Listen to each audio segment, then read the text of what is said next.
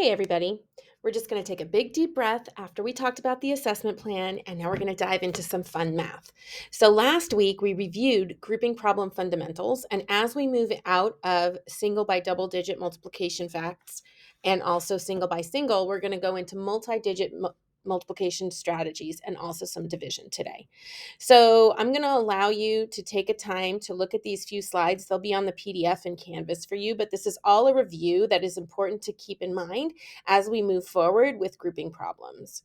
So remembering that there are three types of grouping problems in the problem type framework, and that we have multiplication, measurement division, and partitive division, and we'll unpack those a little bit more today. And we'll start with multiplication. Again, we talked about the structure last time. So let's take a look at some multi-digit strategies for multiplication and think about the contexts that drive some of those strategies. So we're going to continue to think about direct modeling, counting, and invented algorithms as we move into these types of problems. And oftentimes when people think about multiplication, they think about arrays. But I want to invite you to create space in your thinking around multiplication, because not all problems drive kids towards the use of arrays to solve. And so when we write problems and we want kids to use arrays, we need to be thoughtful about how we word the problems. So Graham Fletcher referred to the arrays which surface in second grade. And I want you to think about, rather than directly teaching an array strategy, how might you design a problem that would nudge students towards generating an array and concluding on their own its effective use. So for example, here's a possible example of a problem that might drive a student to model in the form of an array. Hannah wanted to put her stickers in her sticker book. On each page, she can place 3 stickers in each row. There is enough room for 5 rows on a page. How many stickers can Hannah put on each page? So the nature of the problem, the way that it's written, it helps students think about arrays, right?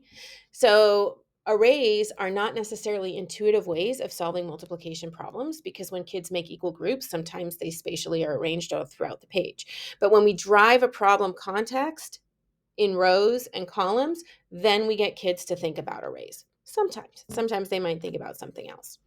So you can see here we have 5 rows of 3 stickers, or 5 groups of 3. Alternatively, as Graham Fletcher talked about, they might turn the array around and have it be 3 groups of 5. And we could talk about the commutativity of multiplication in that case. So let's take a moment to dive into some math. So what I'm going to ask you to do right now is I'm going to ask you to solve this problem. Multiplication, and think about the strategies that we use. And what you're going to do is you're going to move over to the Jamboard, and you're going to solve this problem. And I have 2 pages for you to solve this problem. And just put your work up. You can take a picture of it and drop it onto the page, and know that we have 2 pages to do it. So Luke is planting a garden with 26 rows. He can place 48 seeds in each row.